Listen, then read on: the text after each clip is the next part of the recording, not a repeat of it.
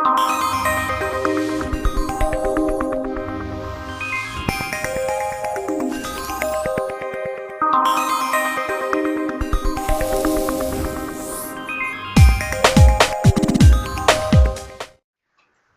the coolest viewer ever. She is. She's my daughter. Hey, how can we get chat on Google? It's right there on the underneath invite people. It says chat. Oh, nice. So yeah, we can talk to each other like hello. See what I wrote? Yeah. Okay, we're going to give it probably 2 minutes to get people here, and then I'm going to go ahead and do my introduction. We're already recording. She's the coolest viewer ever. She's my daughter. Where are you hearing? How can we get chat on Google? Oh, look at that. It's right there on the underneath invite people. Good thing we heard that, so I could get rid of it. Yeah, get rid of that. I got rid of it. I had my YouTube link up at the same time. I really wish I had the right lip gloss. I am a freak about lip gloss. Okay.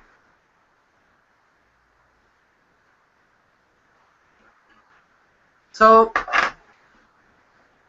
I'm excited. How was the weather today? Stormy. I actually thought we were going to lose internet. Oh, no. It happens. It's Mexico. That's true.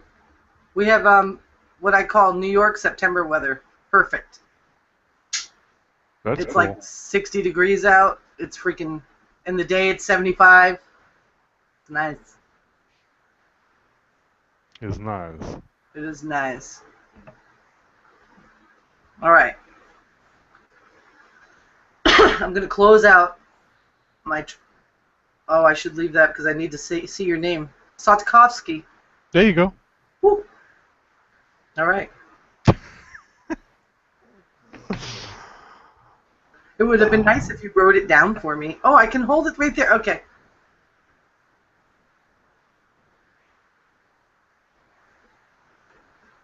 All right, you ready? You look like Sure. Gilroy. Well, hello, everybody, and welcome to Mentor Radio. This is Tara Woodruff, and I'm coming to you out of my office here in Holiday, Florida, and I've got a really special guest for you tonight, Craig Sotkovsky. Did I say it right? Close enough. Sotkovsky. Sotkovsky. I've been practicing this name all day. It hasn't worked out for me. I just surprising myself with it, doing it right, and then when I try to do it on purpose, I can't say it right. So there's a couple of reasons why I'm excited tonight. First of all, it's the very first Mentor Radio, and I've been waiting for this to come out, and I'm really happy that it's finally underway. And number two, because I get to host it, and I get to interview the founder. That's right. I get to interview the founder. I get to ask him a bunch of questions, and then I get to ask a bunch of questions I want to ask. Hello, Craig. You're coming out of where? Where are you at tonight? Taraman to Yucatan in Mexico. How are you? I wanted to say thank you, and thanks for all the love putting this all together, man. I know it takes a lot of time and energy, and I really appreciate it. Well, I'm super excited to do this, and I've just been waiting for this to happen, and I love the Google Hangout platform, and hopefully everyone else does too, because we get to record it. So if they go to sleep tonight, a lot of people who seem to be tired and they want to go to bed, they'll get to see what we're up to. Did you take a picture of me? Because I see a camera. I think you did. I'm learning. I can't remember how to do it. Oh, there we go. Oh, that's a good one. Who's the one that was tired tonight? Oh, my gosh. Anyway, well, I got my list here. A big list of questions. Let me make sure I've got them all. Yes, I do. Okay, Craig. My first question for you tonight is, why did you want to start Mentor Radio? I think it's the timing is perfect. I think a lot of people are looking for a lot of information, not from me, but from the people that we're going to be interviewing. We have professionals, we have housewives, we have single dads, all going through real-life experiences.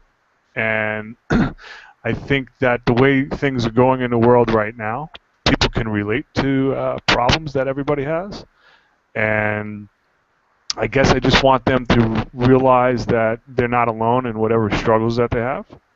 You know, we're having fun here, but right now somebody is battling cancer, or somebody knows somebody that just got killed, or somebody just buried somebody today, and you know, we have the opportunity to share love all around the world through the internet.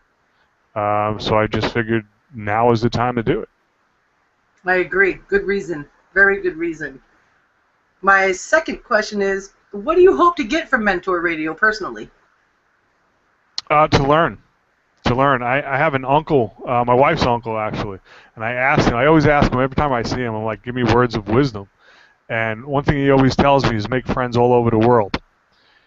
And, you know, instead of concentrating on all our differences, I think we should concentrate on our similarities and realize that we're all in the same crap together. We all want the same things for our families, and you know, through Mentor Radio, it could be a great venue to share those cultural experiences. You know, we're all pretty much the same. It's just our beliefs, our money that we make, and our religions that keep us separated. Right. So I'm trying to. Go ahead. I'm sorry. No, that's okay. Keep going. I was just agreeing. No, you know, it's just something that has been on my mind for a very long time, and learning from people is something that I love to do. I used to love to talk, and now I love to listen. That's awesome. I love that. Okay. My next question is, what do you hope for other people to get from it, and what do you hope for them most of all to give to Mentor Radio? What do I hope to gain from it? No. Is that what you said? No. What do you hope people to get from it, and what is it you hope that they give to Mentor Radio? First part of your question, hopefully inspiration. Being inspired from other people's stories, which goes back to the other question before. Just people, what I found, and let me just slide a little bit to the left here.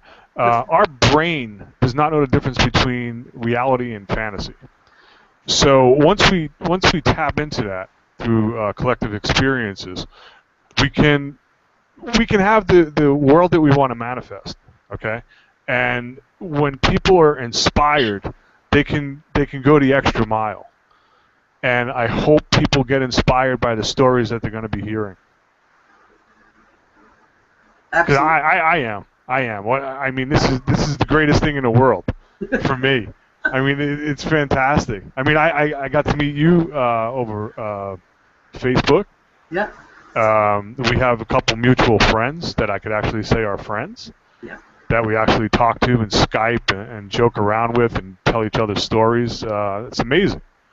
You know, we have a venue that we could utilize for good instead of bad, and why not do it? Agreed. I totally feel you on that one.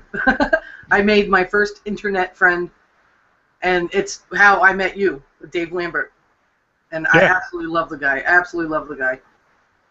Yeah, Dave's really cool. Yeah. I was trying to message him today, but it was like on Twitter, and that's just not as smooth. And he refuses Facebook, so. I don't blame him sometimes. No, I don't either. Unfortunately, that's where my business is. That's it. So, and what do you hope for people to give to Mentor Radio? Wisdom, humility. You know, there's going to be a lot of happy conversations, sad conversations. I don't know. I guess what they would view as their normal, everyday struggle. You know, give it up, send it out into the world, and let people learn from their mistakes. Now, I used to laugh all the time. How can I learn from somebody's mistakes if I didn't actually make them? Well, if I was a little bit smarter when I was a kid and actually listened instead of thinking that I knew everything, I could have saved myself a lot of grief. You ain't kidding. I was convinced that I had to do it myself. I was, and now I know better than that. But Well, I'm glad I did. I mean, because I put myself in situations that were pretty funny. yeah, I put myself in situations that were dire, and I was able to get out of them. And I wonder sometimes why I did and other people didn't. yeah, And I guess that's why I'm trying to give back, and I'm looking for people that are like-minded that want to give back. very awesome. This is a big question. Why mentor? Why mentor people? I think if you can share your humbling experiences, I mean, like the bottom of the bottom, we could all laugh at ourselves. And I think laughing now instead of, like that old expression, in 20 years I'm going to laugh about this situation. Yeah. Why not laugh now and save yourself grief of 20 years of misery and suffering and mental torment? Let's laugh now. So I humbly love to mentor people because I learn more from them than they actually probably learn from me. I see that a lot too. Teaching someone anything, I end up learning a whole bunch that I didn't expect. Absolutely. What do you personally get, though? What is it that you feel is that you get from mentoring someone? I love the expression when they have that aha moment. I'm definitely going to my grave with a lot of people's secrets. Yeah. Um, and you sit there sometimes, and because it's great, you can always give great advice, but your life could be in shambles. But you can always give great advice, and sometimes somebody will ask me a question, and I get questions. I mean, hundreds of emails. It's hysterical. Some of the questions are so twisted and bizarre, and some of the questions are so easily handled if people just step back from their situations, right? But we all know, being in those situations, you can't always step back. You're so bogged down in, like, oh my God, the world is falling apart, that you really can't see straight.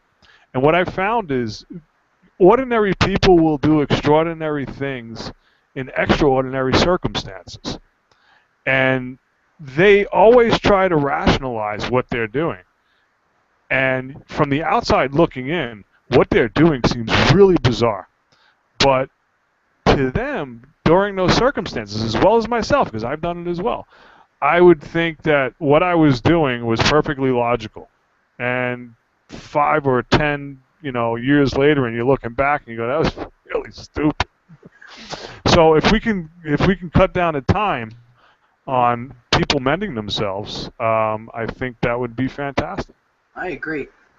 We both of us had a similar experience with that. I felt like I was totally drowning, and I just needed someone else. I knew the answer. We know the answers, right? But you gotta hear it from someone that you trust. So sometimes you just lose that little edge, and I think mentoring is huge for that. That's a big thing. Oh, this is some good stuff here. You ready?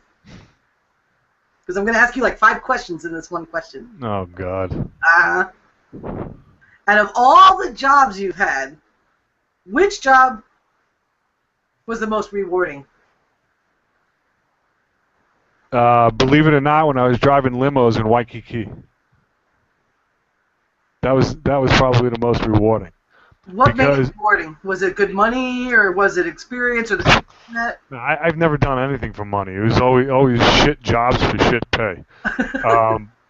It was mostly for learning experiences. But what I learned, you have to take a destination of like Waikiki, and you're driving a limousine and you're seeing people at their best and at their worst. Mm-hmm. And for me, it was great because I learned tremendous people skills for that 10 or 15 or 20-minute ride that you're taking somebody that's either drunk or excited. They just got into Waikiki. They saved their money and they had this dream vacation. Or the prostitute that's hustling some Navy guy. Or, it's just constant flow of people. and you learn body language, and you get to learn when somebody's lying and when somebody's being genuine. And I think that was like one of my greatest experiences as a job, was driving a limo in Waikiki. Very neat. That makes me re-examine one of the jobs that I had where I really learned a lot about figuring out body language. You know, when I was a bartender in Montauk, I was the bouncer, the bartender, the bar back, and it was insane. The bouncer and the bartender. For lots of reasons, but that's one reason that comes with me is because I was able to spot the stuff like that. Oh, instantaneously. You could actually learn you could actually figure out what somebody is going to say just by their body language. Mm-hmm. So then you know, in business, it's a great tool because then you know which way you can guide them. Yes, exactly. It's huge. I need to tap back into that a little bit. Okay, what job was the most educational to you? Most educational. I would have to say when I was doing publicity, when I was doing speaking engagements, teaching financial literacy. I think that was the most educational, because what I found out doing real estate expos and teaching financial literacy was that people had no clue what financial literacy was, and I was the only one that got the financial literacy lesson by spending hundreds of thousands of dollars trying to teach it. So I was the one that got taught. Oh, yeah. Are there any jobs or professions that you've had that you feel are just a waste of time? No, I don't think anything was a waste of time because it brought me to who I am today. Right on. How about regret? Any job you regret? I wish in the early years that the jobs that I took actually paid instead of just being like slave labor. But I guess, you know, we all have to go through that as well. We all have to learn how to survive. And I think that's one thing that we don't do to our kids nowadays. I think we just give them everything. And, you know, my take on education and jobs might be a little bit different than the average person. You know, I barely graduated high school. I've had a lot of companies. I've started a lot of companies, both successful as well as failures.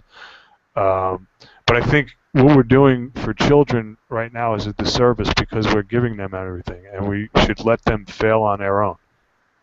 Right. I agree. Well, here's a good one.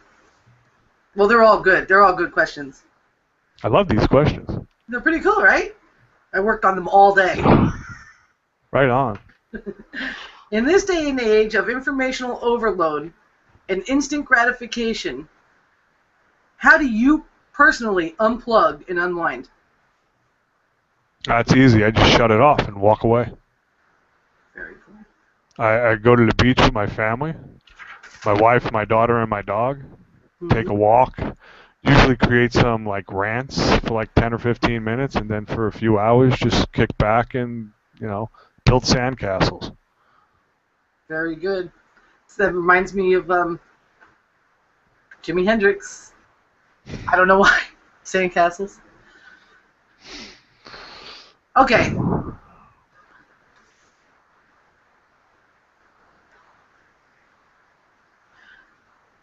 You ready for this one? Throw it at me. Okay. Why do you think that your story is so special? Oh, that's easy. It's not. It's not special. We're all, you know, we were talking to your friend the other day, I think Kara, and my story is not special. The only difference between me and somebody else is I'm willing to tell my story. You know, and through Mentor Radio, I hopefully would like to encourage other people to tell their stories. Yeah, I'm a little batshit crazy.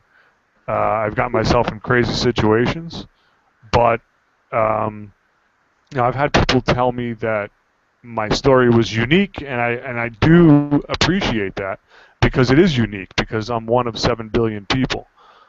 So you have 6 billion plus other stories out there that are more unique than mine. But I guess because I'm willing to tell it and share it, my most humbling experiences, it should be fun. You know, I think so. I'm not an expert in anything. I'm just a guy trying to get through life without killing somebody. You're not alone. Maybe 1 in 7 billion, but you're 1 in 6.95 billion that feel. Yeah, you do the math. You're just off 500 million. There's 500 million peaceful people. Okay. Now, there's a rumor going around that you're writing your story down. Why should we read it? You shouldn't. You shouldn't. I'm just writing my story down. I'm gonna be, everybody makes fun of me. They're like, oh, you can't put a sentence together. Your grammar sucks. You can't barely speak English, and you have author Craig Sotkovsky. That's very ballsy. I said, it's author Craig Sotkovsky. Nowhere does it say editor. Exactly. High school grammar teacher doesn't say that. Okay, this is going to be a personal one. It's not a bad personal one, though, so don't get crazy on me. If there was one lesson or piece of advice that you'd want to impart to your daughter, what would that be? Be nice. We're all going through something, and usually, I've noticed every time that I've been going through a really bad experience, somebody was going through something worse than I was. Yeah. So we always get into that, woe is me moment. We all feel sorry for ourselves. But I would tell her to be nice because you don't know what somebody else is going through at the time that you're going through something. That's the truth. That's good advice. That's really good advice. Okay, now these are questions that they're going to kind of dabble into things that I'm super interested in that I want to ask you about. And they're blunt and they're to the point, and I want your opinion from your angle. I want what you feel about it, not what the general thoughts are in the world about things. I want Craig's view. First of all, who the heck are you? Who am I? Mm-hmm. I don't know. I'm trying to figure that out. I'm trying to figure out who I want to be when I grow up. I'm 48 years old. I don't know. Who am I? I don't know. A guy that's struggling through life like everybody else, trying to make a difference. My daughter's 7 years old, so for the last 7 years, I've tried to be somewhat of a decent guy. I try to show her the difference between right and wrong. What I believe is right and wrong is not what society believes is right and wrong. That's apparent because the world's going batshit crazy, and everybody thinks that's common sense is being used, and I think uncommon sense is the norm now. I don't know. Who am I? I'm still trying to figure that one out. When I figure that out, I'll let you know. Awesome. Because I want to know. Okay, what's your background? Where'd you come from? What's your personal cultural experience? My personal cultural experience is I'm a Jersey boy. Oh no. Yeah, I got taught Jersey very early. Culturally, I grew up in a Sicilian Slovak household. Mostly the Sicilian influence because my mother's family was there. My dad didn't really have a family. He didn't have any siblings. My mom did, so I grew up with the Sicilians. I'm glad I grew up the way I grew up. Beautiful, crazy, ignorant people. I guess we all have that in our culture. New Jersey. That's the only way I could sum it up. You have to be in that northeast area to understand people's sense of humor or our sense of humor, our style, what we understand, our food. It's a different cultural experience than the rest of the world. And I moved one time to this place called Fort Pierce, Florida, and everybody thought I was in a witness protection program. Yeah. I'm hanging out talking to a guy named Gator, and he's got this big buck tattoo on him. He's like, "Where are you from?" I was like, "You're not from around here, are you?" No, not from around here at all. about as far as home as you can get. You know? So what I can imagine is a house full of people, kind of like jovial talking or loud talking and screaming for the last meatball. Yes, that I was right. And everybody's got their forks out like they're gonna stab you in the hand. Yeah, that was my and house. probably some people did get stabbed in the hand when the person reached for the meatball. We had some fork stabbing in my family. We did. It's crazy, but we did. Okay, this is one of my favorite subjects, and I respect your opinion. And I know that you're an expert in this kind of thing, so I want to talk to you about, well, I'm going to get right to it. What is the difference? I think a lot of people do not understand this, and I think it's super important that they figure it out, and they figure it out right now. What's the difference between currency and money? It's a good subject. When I was teaching financial literacy, or trying to teach financial literacy, I would talk to thousands of people. And the one thing that always struck me crazy was nobody understood that. Nobody understood the difference between currency and money. Mm-hmm. And I tried to tell people that money was commodities. Your time, your labor, rice, gold, silver, and I was teaching financial literacy through real estate and LLCs and S corporations, and I think I was doing a disservice too, because at the time I thought that's what money was. I thought real estate was money, especially in the United States, and I learned a very valuable lesson about currency and money, and that's pretty much what my book's about. One man's journey to find the difference between currency and money. Everybody pays a vig, and the only thing I tell people is to invest in yourself, because if you're not friends with the CEO, and you don't know whether or not the guy just got caught doing something illegal, you're not going to make any money. Those are the only guys that make money. Is the inside track, stocks, bonds, mutual funds. People don't realize right now that the derivative bubble is ready to wipe out global financial system. If you have currency, which is paper or electronic funds, you're pretty much going to get wiped out. Mm-hmm. And it's not to be gloom and doom, but it's just a mathematical certainty. Right. We've been living high on a hog way too long. And I tell people all the time, I'm not an expert. I don't give out financial advice, but I'll tell you what I'm doing.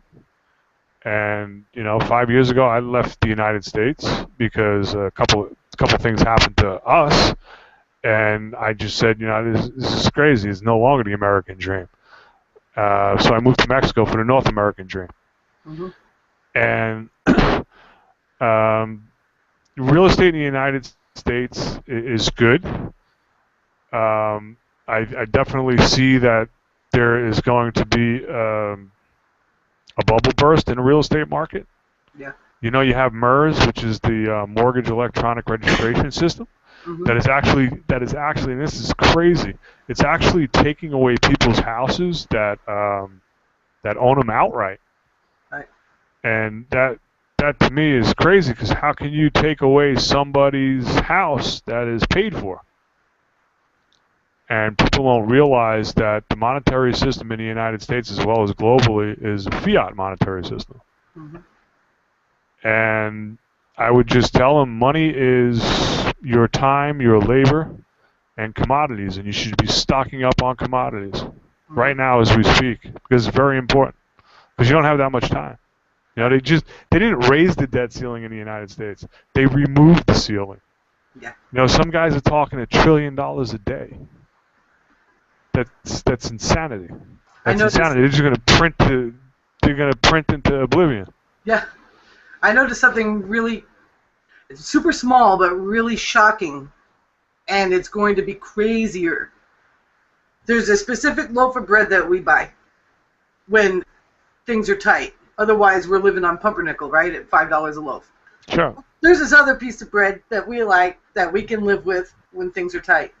My daughter went to the store yesterday. This bread was 99 cents yesterday. or the day before yesterday. Yesterday when she went, it was $1.30. That's a humongous inflation increase. Sure. Well, did the bread go up, or did the dollar, your buying power, go down? That's the question. Well, the answer is the actual pricing is your dollar went down. Yep. Yep. I mean, you're looking, like, realistically, I mean, this is going to turn some people off because a lot of people don't want to listen to the hard facts. Mm-hmm. But Zimbabwe was nothing compared to what the United States is going to go through. You never had a global currency before, and when that gets taken away, as like, you know, the buying power of the U.S. dollar gets taken away, a lot of people are going to be in for a rude awakening. Mm-hmm. You know, you're looking at stocks, bonds, mutual funds, 401ks, all your pension plans, your IRAs, bank holidays. You know, it's not a fun thing to be looking forward to. But if you're prepared, you'll be able to ride it out. Yep. Okay, this is an interesting question because a lot of people out there that, you know, I have a lot of friends that are Robert Kiyosaki fans, and I absolutely love him myself. But there's one thing that he teaches that I always kind of cringe when I hear it. So I'm going to ask you what your thoughts are on it. Is there a such thing as good debt? There used to be. But now debt is debt. And if you're in debt, you're a slave. So I would say no. You know, we were taught, and Robert's a great guy. We were taught about leveraging debt. Mm-hmm. You know, I was part of that. I was part of that, teaching people how to leverage. You know, and what happens right now is it's great when property values are going up, but when the chickens come home to roost, you're stuck. Right. You know, and you know I have to take responsibility for that. And when you leverage something to the max, I used to teach everybody all the time. I used to tell everybody all the time. Anytime you refinance, it's 70-30. Refinance 70%. That's it. Leave the 30% in. Don't touch it. Don't do anything with it for a rainy day. Mm-hmm. Well, we were getting mortgages for 125%. Right. How is that? You know, how is that even like functional? Mathematically, it doesn't even work. But everybody was doing it. I remember that in the car industry.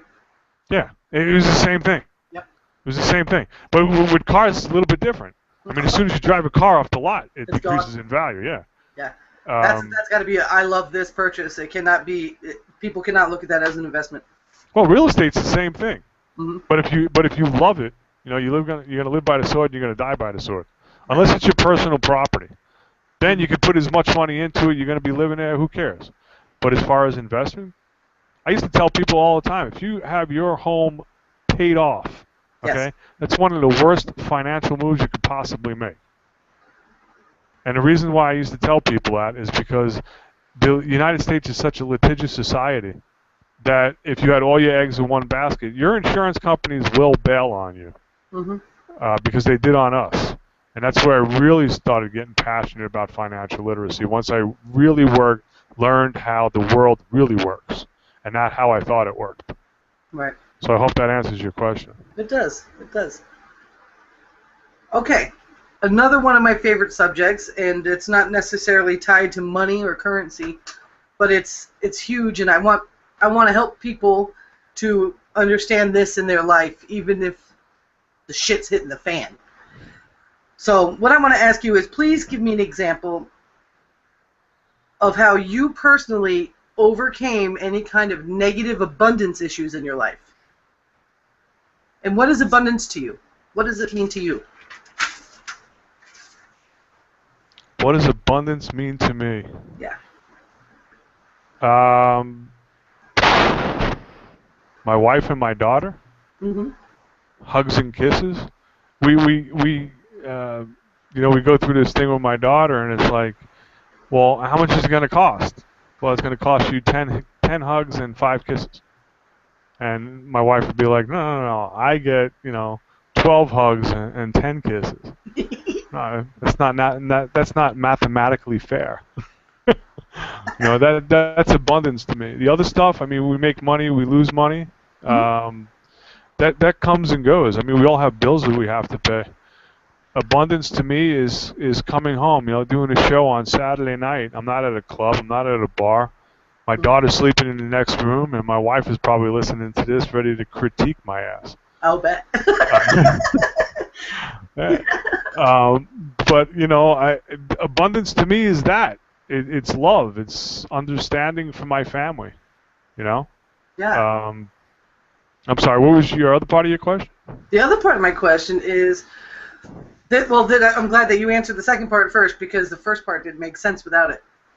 Give an example of how you, in your life, have overcome a negative abundance issue, like where maybe you were confused about what it meant and how you overcame that and discovered what it really means. Okay. I'm glad you explained that to me, because I'm a little bit of an idiot. It's written down funny.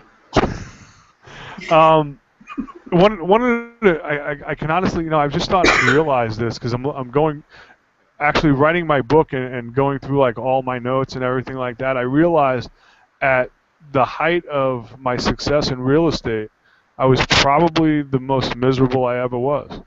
And if you looked at my life, I had everything. I was actually, we were going to build a airplane hangar. We were going to put a jet in it, a Hawker. We were looking at King Airs, because we were doing a lot of speaking engagements. The next logical step was to travel around on private planes. And that's where our life was going, and then it abruptly took a different direction. So I guess learning about the humility of self-sabotage.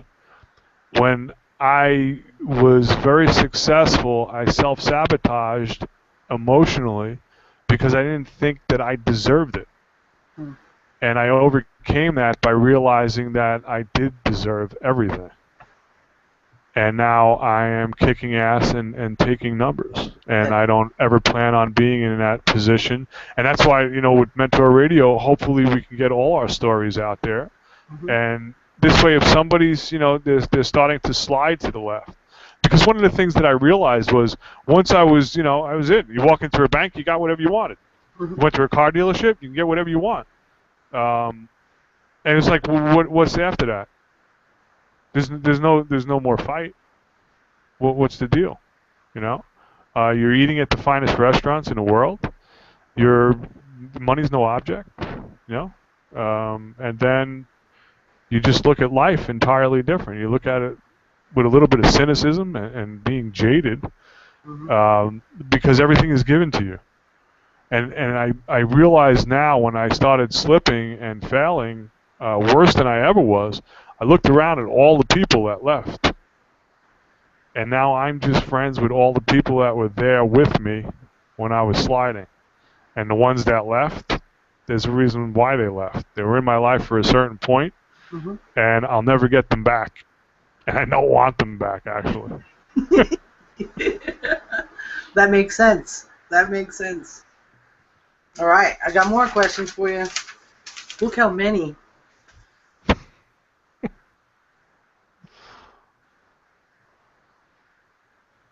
Okay, well, this is good, because this will tie into your experience there when it was about monetary abundance, and then when you discovered what true abundance was to you. What skills do you recommend people utilize in their life to help them get into a really healthy abundance mindset? Do you think that maybe they should read more books or listen to certain speakers? If you have recommendations, should they meditate? Should they do some martial arts? Or should they just go to the beach and charge hugs and kisses for things? All of the above. Good. Awesome. You have to find what works for you. For me, I've been mentored by the best mentors that money can buy. And I've been mentored by people that I've just met in the street for 10 minutes. I've read, hundreds of books on self-help gurus, the personal development, and most of my books that I was reading about was Eastern philosophy. I think whatever is going to make you passionate about life, and whatever is going to make you happy, pursue it. Don't just pursue something for the sake of pursuing something because your mom and your dad told you needed to be a doctor. Right. You know what? I'm I'm huge with it. You know what? Fuck that. Be happy. Don't, and don't be like you're gonna waste your life. You're gonna be miserable, and then you're gonna run into miserable experiences your whole life. Cut it off at the chase, right from the get-go. Be happy. Stand up to them. I agree. I agree. It's your life. I think, and I get passionate about this too because people tell me, oh, wait till your daughter's older. Yeah, you know what? My daughter's going to bring home some idiot. I know that. He might be the greatest guy in the world or girl. I don't know if she's going to be. I have no idea. I can't predict that. But that's going to be her life. It's not going to be mine. And it's not going to be something that, now you can see I'm starting to get passionate about. Mm-hmm. It's not going to be something that I can control, because then I'd be a hypocrite for everything that I teach and everything that I want to be taught. I look at my little girl, and I can only give her the tools that I can give her. Martial arts being one of them. She's going to do the same shit Mom did, I did, you did, whatever, what society does. But at least she's going to have the tools where no is no. Right. And I just want to raise a good human. That's the only thing I could do. That's the only thing I could do as a father, is to be there for my daughter. Well, I love that, because so many people constantly talk about how talented their kid in one way or another, or they down them. Most people don't realize that. I don't think that Einstein even spoke a word till he was 4. And then I see mothers freaking out that their 2-year-olds aren't speaking with 100 words in their vocabulary. Like, calm down. Stop adding so much ego to it and just grow a good human. That's why they picked us. And then Mom stoned out on Paxil. Right. Go figure.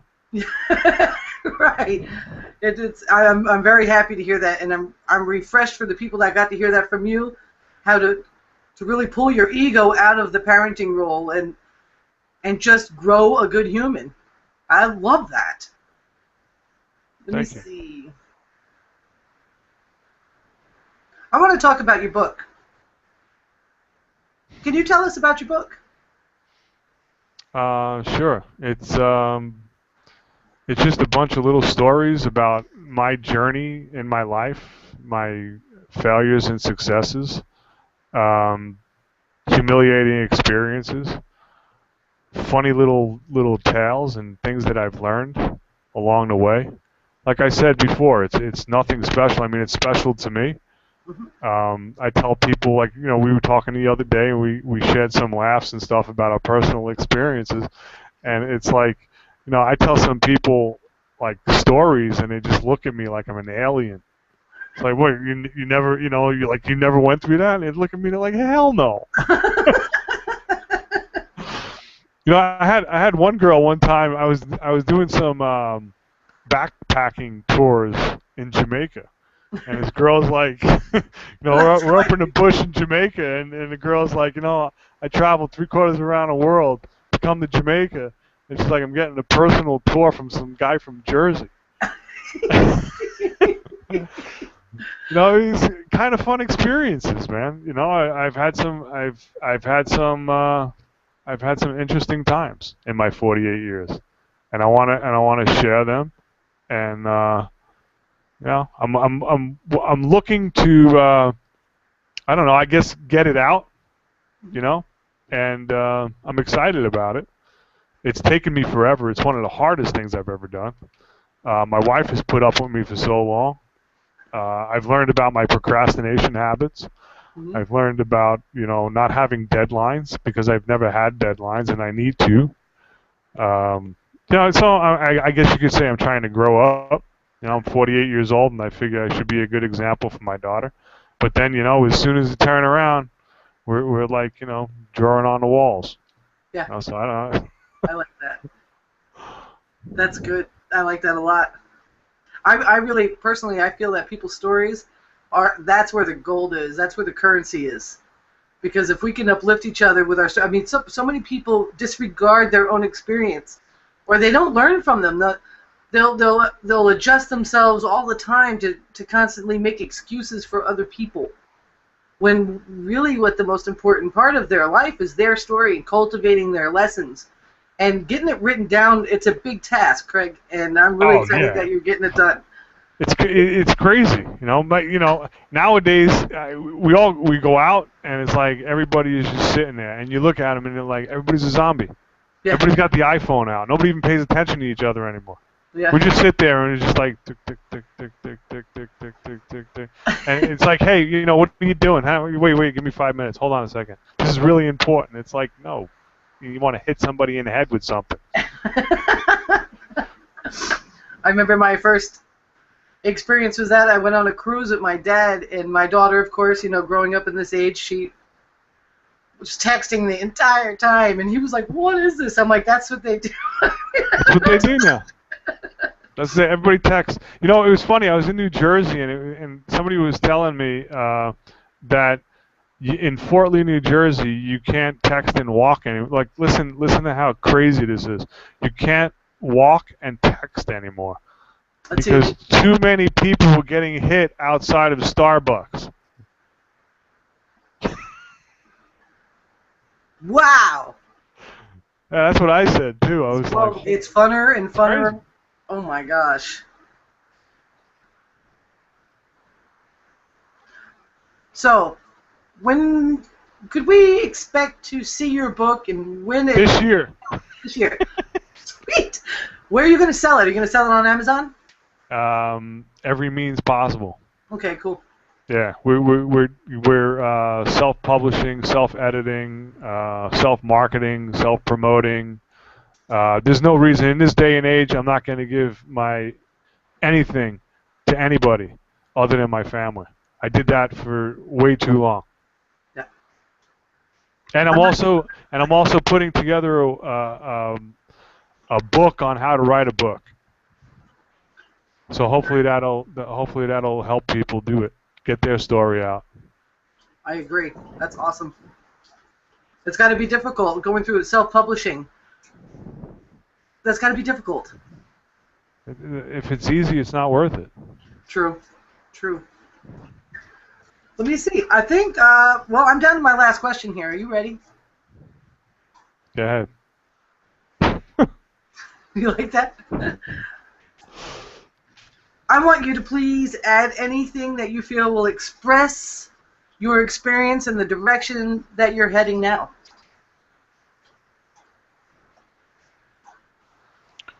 I would tell people that if you have to please other people, you're wasting your life, and you should be pleasing yourself. The direction that I'm heading now is if you're in front of me and you're in my way, I'm going to run you over. Mm-hmm. I'm not settling anymore. I'm not, and not in an egotistical way. It's just that I've given my time to so many people other than my family that my money is mine now, which is my time. Right. And I don't plan on wasting any of it. I've been fortunate to have really messed up situations to where my time was almost over with.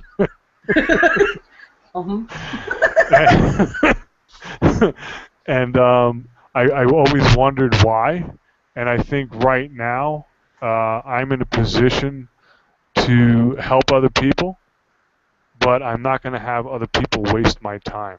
Right. I love what I do now. I love mentoring. I love it's really funny. Who actually is starting to get things now, which I never thought? Kids are a lot smarter these days, I think, than we ever were. Absolutely. And they're looking around and realizing that the whole world is full of shit. Mm-hmm. And what they're being taught and what the actual world is all about is two entirely different things. And I think, we're pretty much the same age. What we were taught and what we realize now is pretty much what these kids are realizing now at a very early age. Yep. And if we could be there to help them cut their losses early, mm-hmm. Because there's no way that I can give anybody any help if I have not been in their situation. I'm a firm believer in that. How am I gonna help you out if I don't know what it's like to be broke? Right. How am I going to help you out if I don't know what it's like to have money? Hmm. You know, how am I going to help you out if I don't know what it is like, you know, to be on the bus going to that third job, or, you know, flipping cheeseburgers for shitty pay, or, you know, working at that sub shop, you know, learning about tomatoes and onions and lettuce and what it's like to clean the toilets. How are you going to be able to relate to me? And I think that's where mentoring comes in, you know, so we can share our humility with the world. I mean, look, we're talking right now. This blows my mind. You know, I'm technology. When it comes to technology, I'm an idiot, and I realize that here it's 10 to 11. You know, Hmm. this video could be out. It could be viral. It could like just be into a group. It could, you know, somebody in Japan can look at it Hmm. now or in 5 minutes. And then from 5 minutes from then, somebody could be waking up in the UK and watching it. I Hmm. mean, the world is so small. So if we could band together and understand what our commonalities are more so than our differences, I think this place would be this rock would be a lot better place. I agree. I agree. I love that you're saying that now that you've become who you are through the experiences that you've had, that now there's no holds barred, and that we can hope for people that they learn to cut their losses, and that's a humongous thing. It's a huge thing. I recently had an experience with something like this where I've had an experience with a particular type of person in my life that I've always been attracted to right away, and then boom, the bottom falls out from under you, whether it's a friend or a lover, doesn't Yeah. matter, it's the same type. Same And type. I had an experience, and now I'm 42 years old, and I have an experience, and I'm like, gosh, that guy's just like this guy. He's also just like the run. Or you Done. can look at it another way and say, you know what? That guy was just like that guy when I was just like myself in that Yeah, time period, and I right, should look at myself in the mirror now and stop hanging out with these losers and deserve more because that guy is not like that guy. right. You know, sometimes we need to leave our luggage at the train station. Exactly, exactly, exactly. But it's nice to feel like that all the experiences finally. For so long, I just kept making the same mistakes. I kept, Yeah, I'm sure like you, banging my head against the wall. absolutely. I got I cracks sound in my like a wall. You unicorn, kidding me? I lost all my hair. Look, it's all gone. But it's wild, and you're right. The kids are smarter. That's why they're drugging them, because they know they are. I was reading something where 70% of the kids nowadays in the United States are on some kind of psychotropic drug. Yep. 70%. Yep. That's insanity. You I know, remember. whatever. I remember when I was in school, they wouldn't let you have an ibuprofen if you were feeling ill, if you had a really bad headache. Now, if you refuse the medication, the state will take the kids. And put your parents in jail. Yeah. So who's free? Nobody. Don't get me started on that subject. We're not going to get started there. This is uplifting. Is there anything that you want to talk about tonight, Craig? I don't know. You know, just what I try to tell people all the time, and you know, I've had this wisdom passed down to me, is be nice. You know, help somebody out. Don't just say, "Hey, you know, how you doing," and then walk away. Listen. You know, you might be that only ear that that person has.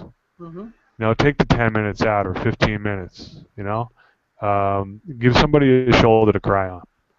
It's not going to cost you anything. Nope. You know, you might learn something about yourself. You might have a little bit more empathy for people. I do realize now how fortunate I am. I have a healthy 7-year-old daughter, and I know so many friends from high school. Their kids, Down syndrome, what autism, and I look at them and I'm like, you know, anything that I can do to help, and like proceeds to my book, I'm gonna go for autism research. Mm-hmm. Um, it's there's just so when it comes to kids, my heart is on my sleeve, man, because the kids nowadays, or they've always been, but the kids are the future, and if we're drugging them, we have no future. And if we're vaccinating, vaccines, just another subject that I can't even touch on right now. I get depressed. Yeah. And, we live in a society that's 150 miles an hour. Slowing down, we don't take the time out for ourselves anymore. We're taught by propaganda. We live in a time now where everything we're being taught what to think, how to think, where to think, how to eat, what to eat, how to shop, where to shop, how to bank, where to bank, where we're supposed to put our currency. Mm-hmm. The world is just upside down. There's an old a phrase about everything is upside down. Doctors don't teach health. Bankers don't do what you think they do. Pharmaceutical companies don't cure people. This is an upside down world, and hopefully with Mentor Radio and mentors, and we can change that a little bit. We can get into somebody's house other than watching the propaganda news or something. We can get into people's heads and just let them know that we're actually there. Look, we're having a conversation on Skype. I remember Pong and Tank when Atari came out. Now this is ridiculous. This is like the Jetsons. It's crazy. So why can't we? So why can't we utilize it for something that's good? That's right. Might as well take it and use it, because there's a lot of good to the technology if it's used this way. I really agree. Absolutely. Telling people each other's stories and reaching out to each other. I want to ask you, when is the next Mentor Radio? Hopefully next week. Excellent. No, that's something that we have to work on. We actually I have almost 200 people now that are looking to get interviewed. I mean, it just blows my mind. It blows my mind. I get emails from people that are like, hey, so and so told me you're doing this, and I'd love to be on your show. It's mind-boggling. It's mind-boggling how this thing has taken off. And it's a seed that was planted a long time ago, and now it's starting to bear fruit, which is really cool. Indeed. And I love you so much for helping me out with this thing, man. Well, I absolutely love this, though, and you're pretty okay yourself, so I'm excited. Thank you. So hopefully you do have some internet next weekend, so we could do it Saturday, and if we can't, I have to find out. Oh, sorry. That's okay. No, I have to find out. I have some stuff that I have to do for a friend of mine, and I might be at the beach. Poor me. But yeah, no, I know. But the internet is really sketchy out there because it is in the middle of nowhere, but it is at the beach, so it's kind of enjoyable. Yes. But yeah, we'll set something up. We'll set something up this week. And if anybody's listening, keep sending in the email addresses and telephone numbers. Really appreciate the love. What's your email address so you can read it to everybody, just in case they get this randomly off on the internet land? I'm going to put it in the chat. Okay, and I'm going to put it in the description for the YouTube playback.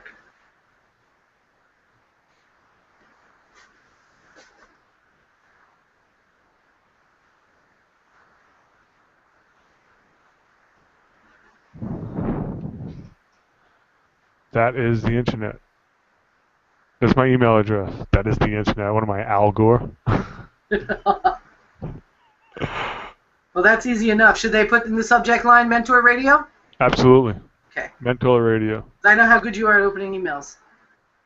I have one account that's got 43,000. I think half of them from the Nigerian embassy telling me I should claim my lottery prizes. Well, you should. You're the only living relative. I love those guys. Good day, sir. How are you? My mom's starting to get them. She's starting to answer. I said, stop answering the phone. You don't know the number. Because she's like, what, huh? And I'm like, no. They're trying to scam you or sell you something. You never know when you get somebody hits you just the right emotional way and you give. Oh, absolutely. Absolutely. Well, do you feel like it's time to wrap it up? This way people stick around and watch the entire recording, or? Absolutely. All right. I really appreciate it, Tara. I really appreciate you. I'm super excited about this, and I can't wait to set up the next one, and I can't wait to share it with the world. And I can't wait to find out who you're going to interview. Because that. Yeah, we'll. The way we got to do that is we got to roll the dice. Yeah, exactly. Maybe it'll be you. Oh, maybe it will. All right, girl, I love you. Thank you very much for everything that you do. And thank you so much. And tell the family I said hello. I appreciate it. Thank you. And have fun at the beach. Yes, I It's a always beach do. class for me, all right? Love that stuff. Thanks, sweetie. Bye. Bye.